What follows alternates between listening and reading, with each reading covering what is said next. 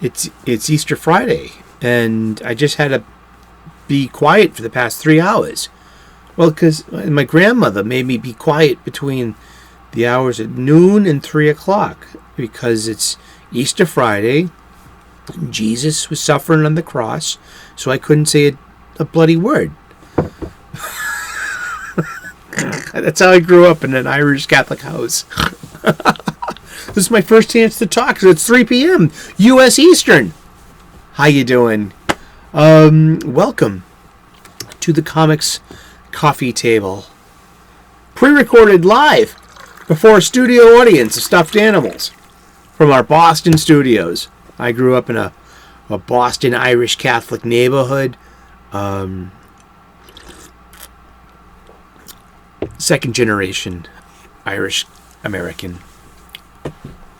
Yeah. And the last name's a dead giveaway. The second one is the ears. You'll know a carabin by their ears. They're very good listeners. When Irish eyes are smiling. Welcome to the Comics Coffee Table. We gather here at this coffee table. We leave the real world's problems over there for a couple of minutes in a day. We pull up a chair to our Comics Coffee Table. We grab a cuppa, whatever it is we're shoving under our nose today. And then we just talk about comic books for a couple of minutes. And then we get back to our problems, because we need to run our problems, or our problems will be running us. Exactly. And part of this show is to get you to get back to your local comic book shop. I am a lifelong comic book fan. I really am. I've been reading them since I was a kid. I have lapses, years-long lapses sometimes. Sometimes you just need to take a break. But I always seem to come back. I'm always talking to other people, other fans about them. And it's something that I'm pretty darn sure that we've proven we can talk about it every single day and have fun. And it's kind of hard to be a comic book fan on social media these days. Lots of things are polarizing. I'm not buying it, though. What I am going to do is I'm going to buy good stories, good floppies. I want to buy supplies from my local comic book shop as well. I'm buying my short boxes. I'm buying my acid-free boards. I'm buying bags. In addition to new releases and back issues. I could be buying this stuff from my online supply chain, the one with the free shipping and the built-in movie channel. But how is that, at a discount with the free delivery? But how is that helping keeping my local comic book shop open? The LCS, the local comic book shop, they're in danger. Many are closing. The direct market is changing. I mean, what is the future store for the floppy, for the superhero story? And not just superhero stories, but comics. And, what are these periodicals that sell in serialized, little issues? That's a publishing format. And in a release, a release expectation. What if you change the format and change the expectation? Well, the content will remain. The stories will remain. I'm pretty darn sure there are lots of different ways that this tradition is being kept alive. And it's not even 100 years old yet. Sure, like caricature and comic panels go back to something called the Pioneer Age, which are the 1500s to the early 1800s. There is the Victorian Age, which is the early 1800s to the late 1800s. There's the Platinum Age, which is the late 1800s to 1938. And then begins the Golden Age of comics in 1938 with the premiere of Action Comics #1 by Simon & Schuster, the premiere of Superman, and gave legitimacy to comic books, because comics, the big time comics, those were in newspapers. Comic books weren't as respectable as newspapers.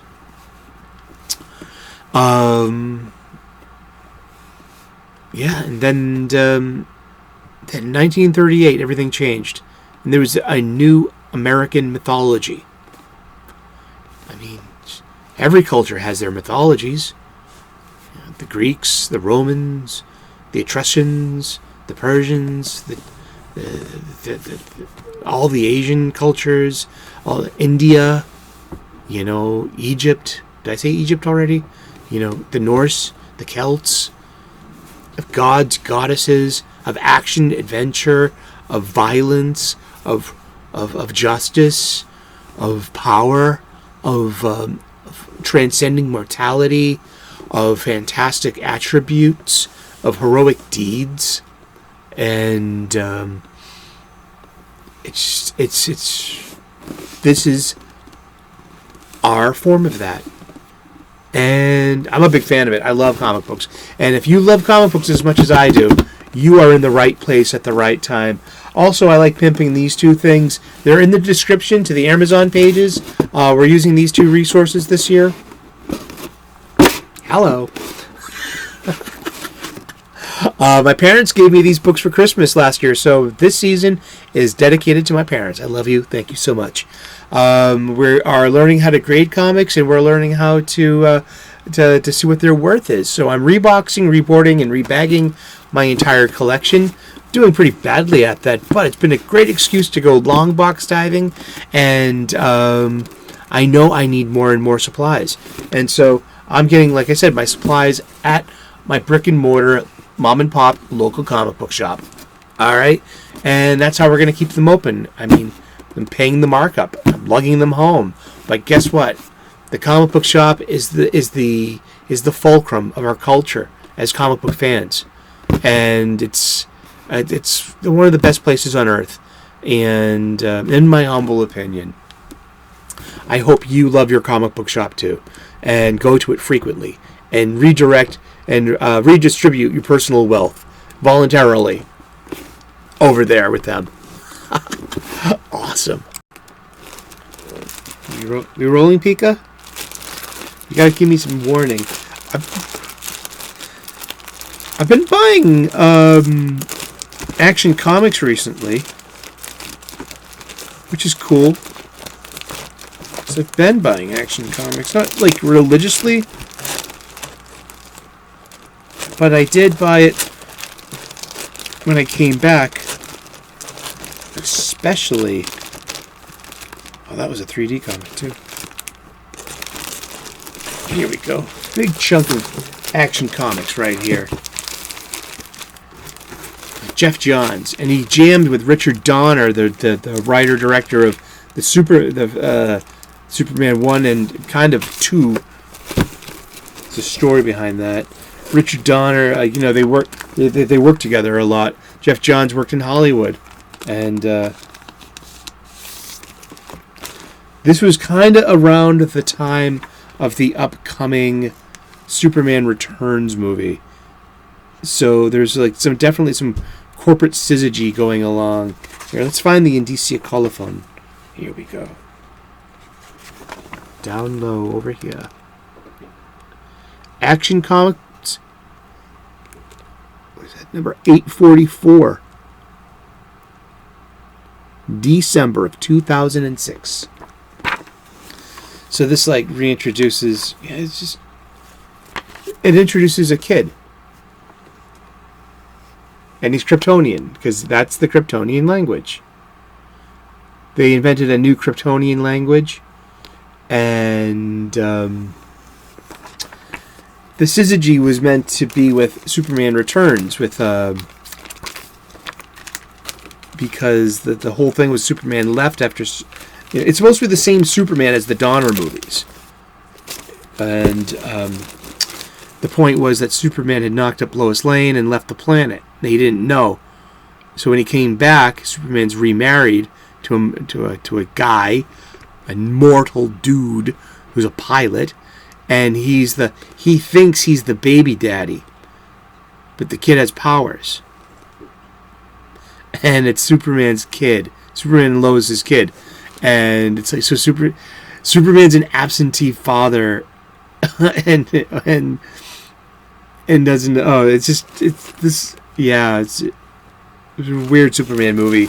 I mean, Kevin Spacey played Gene Hackman's Lex Luthor to a T. Perfect. Brandon Routh played a really good Christopher Reeve Superman Clark Kent. Everything else in that movie was terrible. Seriously, I'm sorry. I'm not bashing on. I remember seeing it at the theater. I remember bringing my girlfriend at the time, and just she couldn't give a shit about any of my Star Wars shit. She would fall asleep every time I'd start up Star Wars. You know what I mean? This is a tiny stack. This is an interesting one. It's Superman 666, the number of the beast, written by Kurt Busiek and drawn by the legend Walter Simonson himself. This is just a nice standalone. I love standalone issues. They all don't have to be, part of the 6-issue story arc written for the trade. Can we just have they're accessible. They're iconic. You can jump right in and just enjoy a story. There's no overthinking allowed. It's just it can be picking up on other plot threads or not. Oh, look, Final Crisis is right around the corner. I can tell by that. I was like, okay, let's look at the Indicia colophone. Yes, this is Superman 666, October of 2007. Batman 666 is being released around that time. And that was a Grant Morrison, Andy Kubert standalone issue set in the future with Damian Wayne as the next Batman and Gotham gone to hell.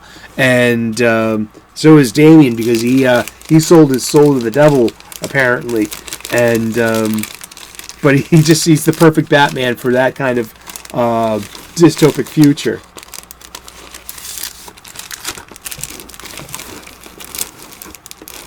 Let's see.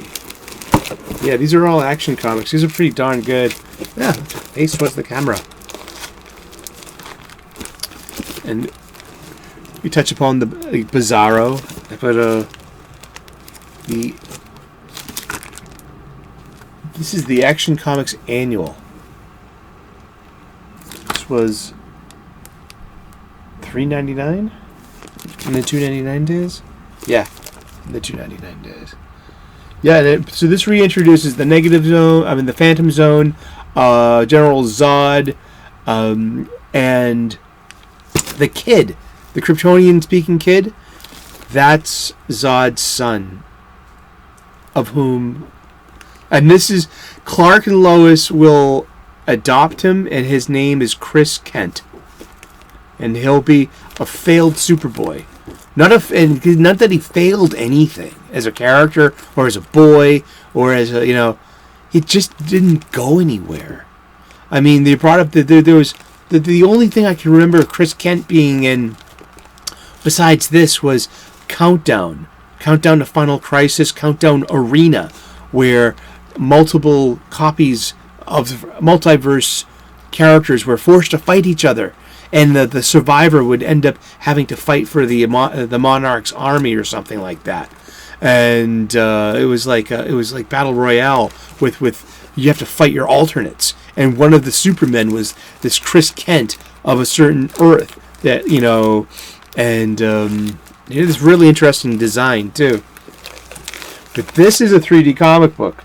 My friend Yule Carter is going on about 3D comic books. I hope he remembers Action Comics 851 when he does this. There's some spine roll here. Yeah, we have got spine roll. I will always have spine roll. You will always have spine roll. And, yep. Right around also, coming soon, will be Final Crisis, Superman Beyond 3D. Okay? So, I mean, we've got 3D glasses, and we've got an old-fashioned 3D funny book. So, Yule, if you're out there, sometimes he is. Hi, Yule, if you're out there. And hi, everyone in the chat, too. And hello to everyone in the comments section. It's so good to see you every day out there. Yeah.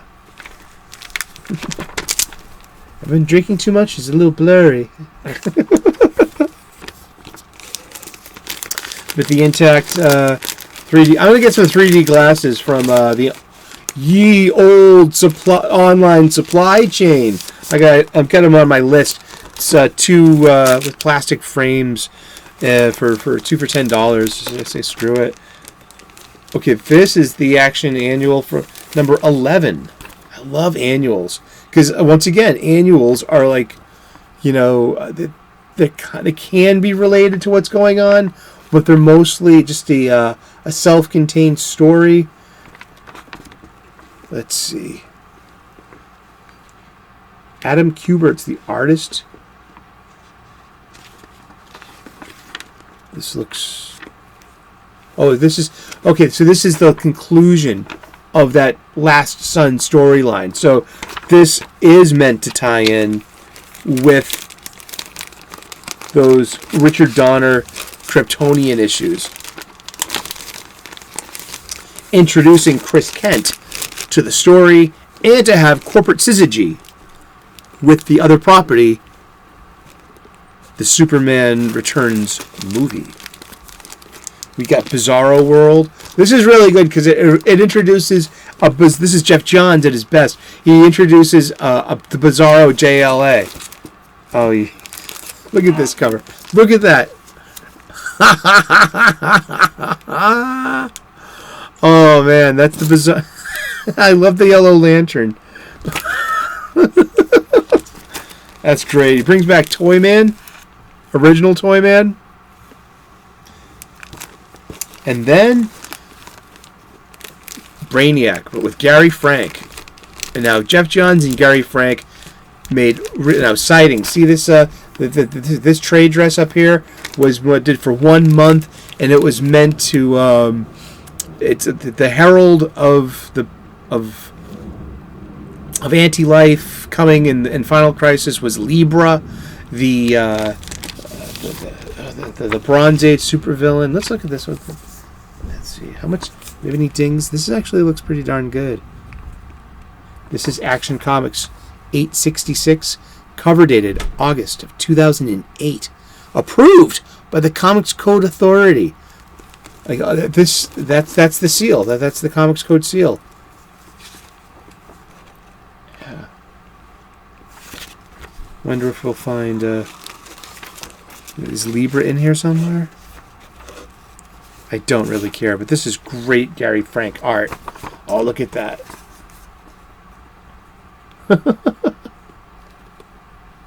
Love Gary Frank art.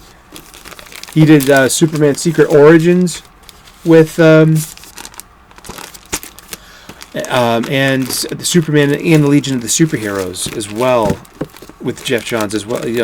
What a great Superman artist Gary Frank is.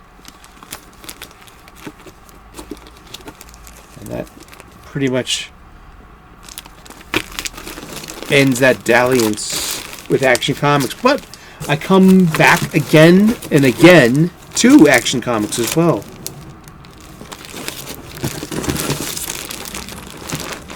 What else do I have in here? Superman 654. Kurt Busiek. Carlos Pacheco.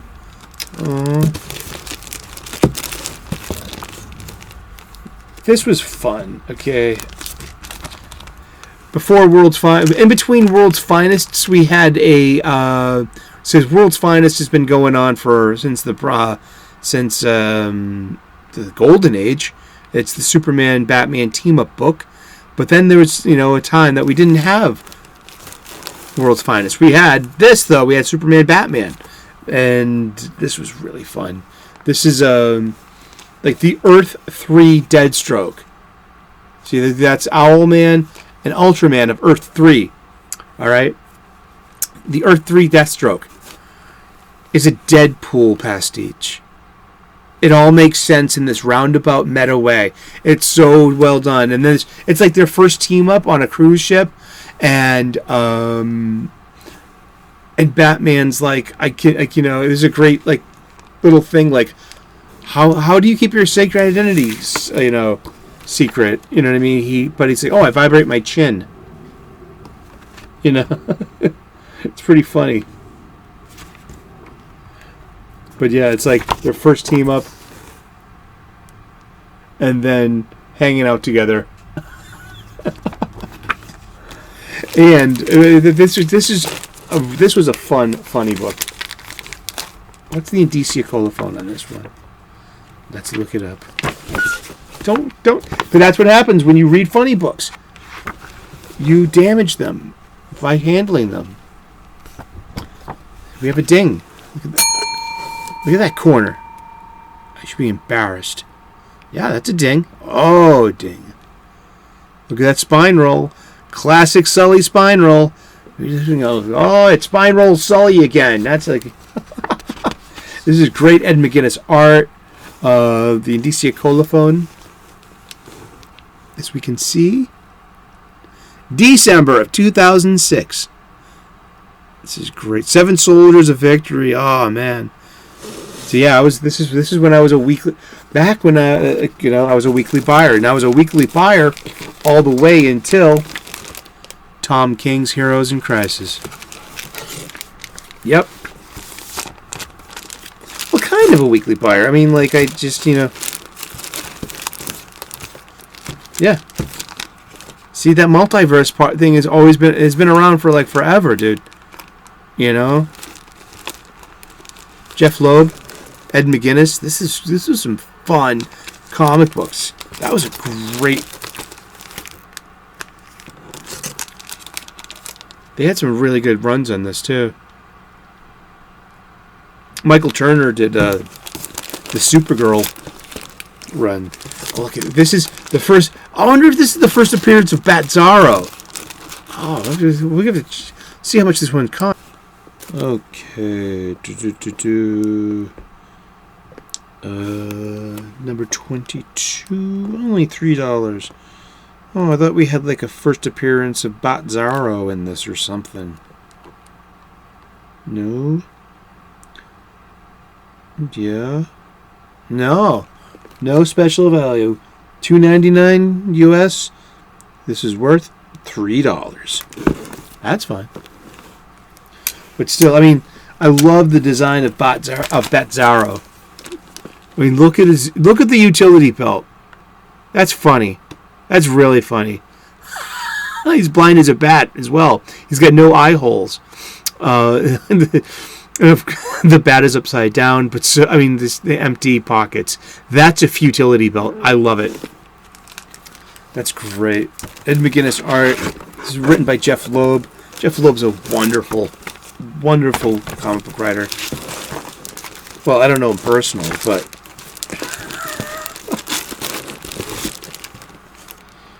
Ian Churchill. Wow. I love this era of Supergirl. Of course, the belly shirt, why not? It was cute. She's got a short skirt and a long cape. Da na na na na na na na na. Ah, Secret Origins. Yeah, we were just talking about that. This was fun. All 6 of these.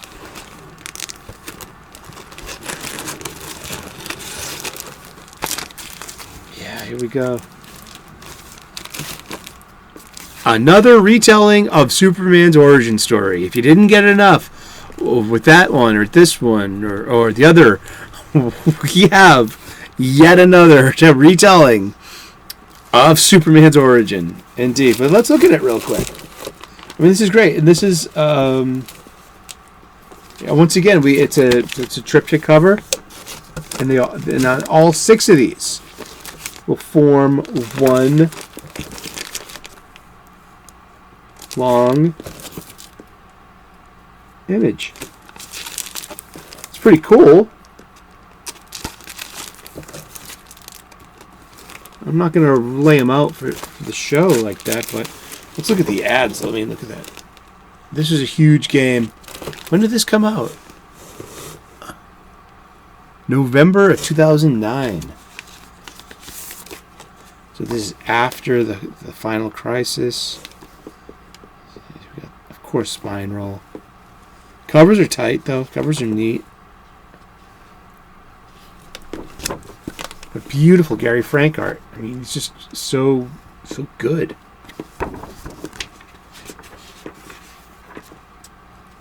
And Clark's not allowed to. The day his power's turned on, and Clark's not allowed to play sports.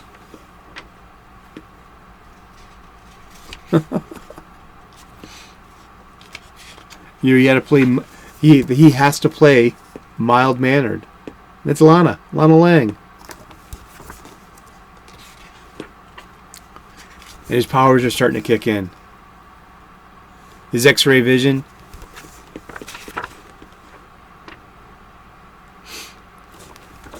And Lana's the only one that really knows.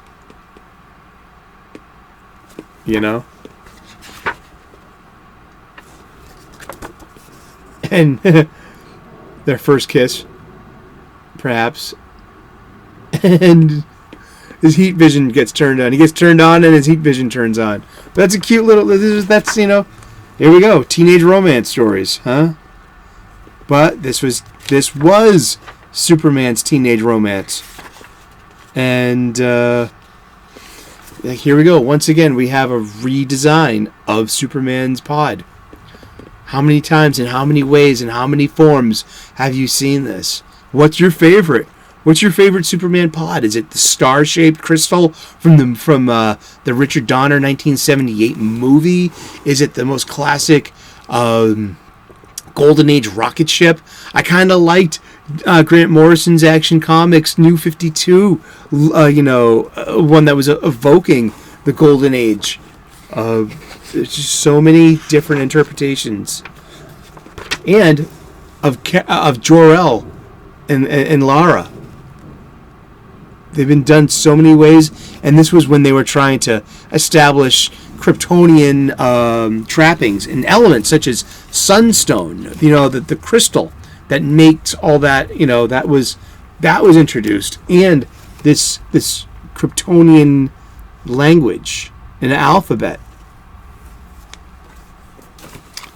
Yeah, and this is just issue 1. Whoop. And we have Superboy. All right, and then we have the Legion of Superheroes. Kids from the future that he could go hang out with literally in between minutes of a day. So between 4:09 and 4:10 today, I'm going to spend 3 days in the future with a few of my closest friends that all have superpowers. And we're being superheroes together. And he learned with people that were just as tough. Though that's the kind of sports team that Clark could be on. I love Legion of Superheroes. I mean, geez. I knew Legion of Superheroes before I knew the X-Men. When it came to, that cover.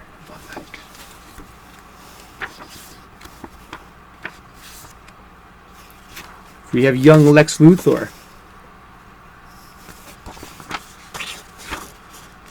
Isn't that cute? They were friends once. Or tried. And then there's always the accident and that Lex blames Superboy on his baldness. The homing signal kicked in. And you get Crypto, a boy and his dog. And you also had Smallville going on over on what would be the CW network, and which invented all this, like, the CW soapy melodrama treatments of superheroes. And a good superhero story needs its melodramatic moments too. I'm a big fan of those. By issue 3, we got Clark in Metropolis, grown up, and so on. But it's well done. It's well written.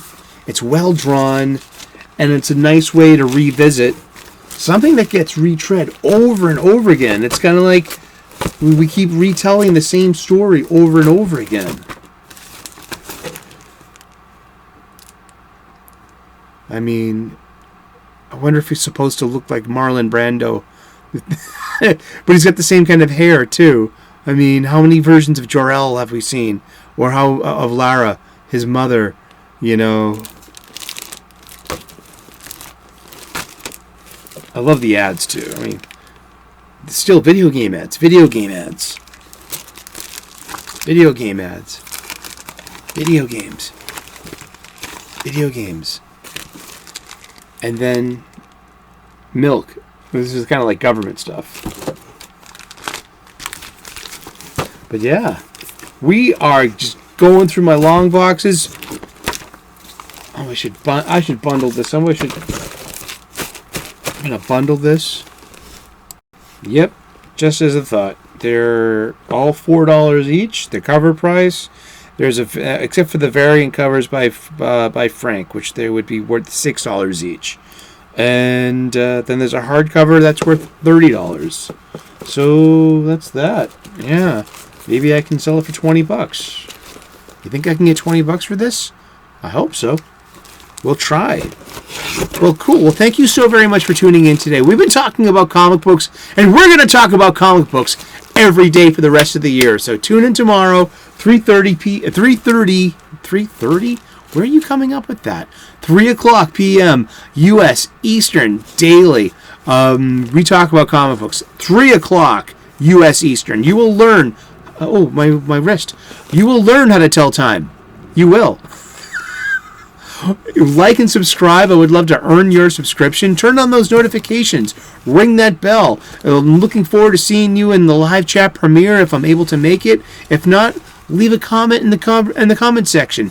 That is how we're keeping this conversation going. Here at the Comics Coffee Table, pull up a chair. Grab a cup of whatever it is you're shoving under your nose today. And join us. We're talking comic books just for a few minutes in a day. All right, you have a great day. God bless. Namaste. Good luck. And we will see you again tomorrow in those funny pages. Ciao. Bye-bye.